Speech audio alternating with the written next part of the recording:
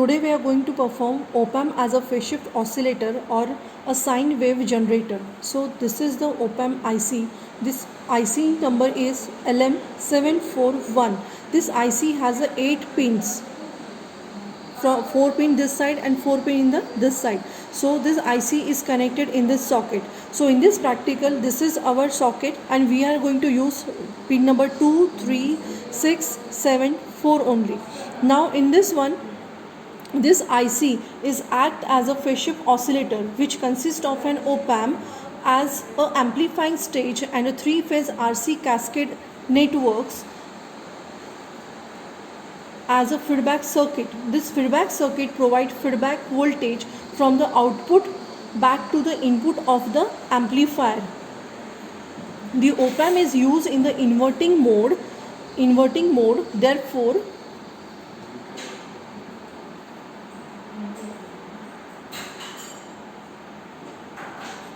any signal that operates at an inverting terminal is shifted by 180 degree at the output.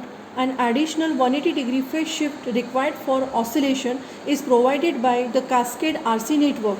Thus the total phase shift around the loop is 360 degree, or it will be considered as a 0 degree. So for this performance we have to connect the dotted line. So before going for the practical, we have to see the equipments needed for the performance. So first of all, we need a dual power supply. So this is our dual power supply. This is our dual power supply. So first voltage supply, second voltage supply. So this dual power supply is used to give the input to the op-amp. So this is the input pins. So in this we have given, this is our positive of the supply, this pin is as a negative of the supply, and this is the grounded one. So how we are going to connect this supply? This positive pin supply is connected to first voltage supply, and the negative of the first one and the positive of the second voltage is get shorted, and this shorted pin is connected as a ground terminal. It is given by this green color.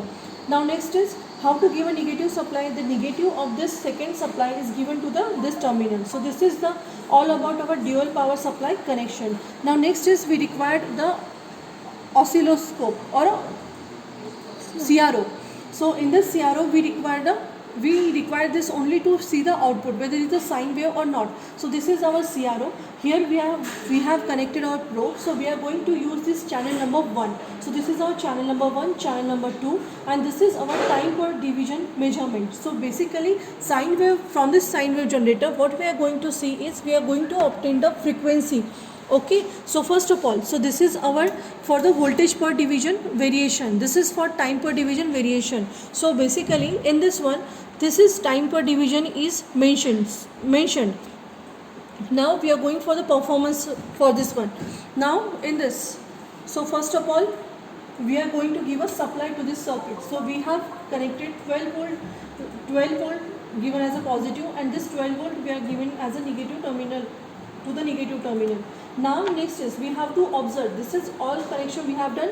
See here we are having a dotted line, so we have connected this by using external connections. Now output is observed from the 6 number terminal. So this is your 6 number terminal which is connected to your probe. So this is positive, this one is negative, and we are going to observe the directly output. So in this practical, what we have to do is we have to observe theoretical value and the practical value. So theoretical value should be matched with the practical value. This is our waveform which we have observed now. So in this waveform,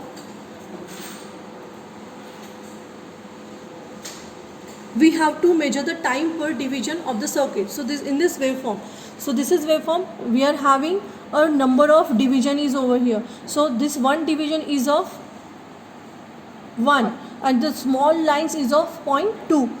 This is 2, this is 3 and 4. The sine wave is starting from this one and it is covering the one full 2 pi is up to this 1 to 2.4. Okay, now 2.4 is covering. So this is our nothing but the 2.4 multiply with the time per division, and this time per division is set at the 1 millisecond. So 2.4 into 1 millisecond we have get the practical output. So T is equal to 2.4, but we are interested in calculating the frequency. So formula for calculating the frequency is 1 by T. So it will be 1 upon 2.4. but it is in milliseconds because times per division is in milliseconds. Okay, so as per this formula we can calculate the frequency. Now same we have to calculate by theoretical calculation. Okay.